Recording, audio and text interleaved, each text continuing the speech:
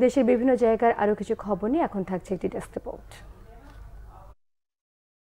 গণঅভ্যুত্থানের শহীদদের স্মরণে গাজীপুরে মত বিনিময় সভা করেছে গণসংহতি আন্দোলন। সকালে জেলা পরিষদ অডিটোরিয়ামে এতে উপস্থিত ছিলেন গণসংহতি আন্দোলনের প্রধান সমন্বয়ক জোনায়েদ সাকিব। যুবদল, স্বেচ্ছাসেবক দল ও ছাত্র দলের যৌথ কর্মী সভা হয়েছে সুনামগঞ্জে।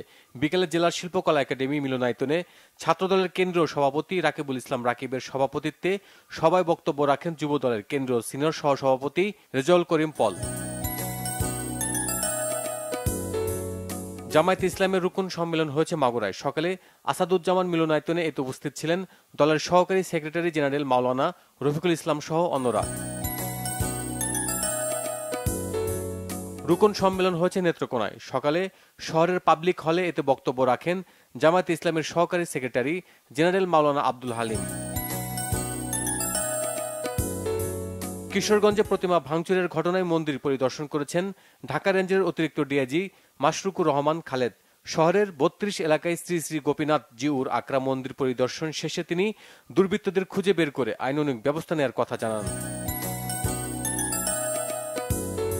শারদীয় দুর্গাপূজা উপলক্ষে জননিরাপত্তা বিষয়ক মত বিনিময় সভা হয়েছে ময়মনসিংহে।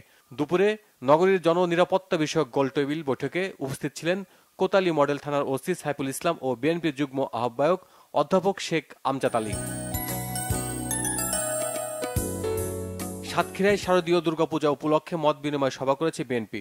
শহরের ইটাগাছায় একটি হোটেলে এতে বক্তব্য রাখেন জেলা বিএনপির যুগ্ম আহ্বায়ক ও সহ সমন্বয়ক শেখ তারেকুল হাসান সহ অন্যরা।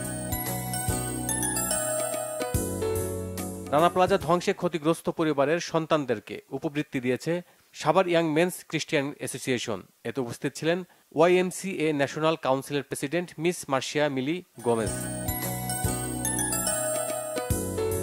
নোয়াখালীতে গণপিটুনিতে আব্দুল শহীদ নিহতের ঘটনায় বিএনপি যুবদল ছাত্রদলের নেতাকর্মীদের বিরুদ্ধে প্রোপাগান্ডা ছড়ানোর প্রতিবাদে মানববন্ধন ও বিক্ষোভ হয়েছে নোয়াখালীতে।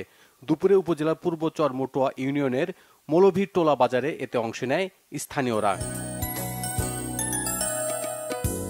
মাদক কারবারে বাধা দেওয়ার জেরে মামলা দিয়ে প্রতিবেশীদের হয়রানির প্রতিবাদে মানববন্ধন ও বিক্ষোভ হয়েছে নারায়ণগঞ্জের রূপগঞ্জে। এতে অংশ নেয় স্থানীয়রা। Bangla vision news desk.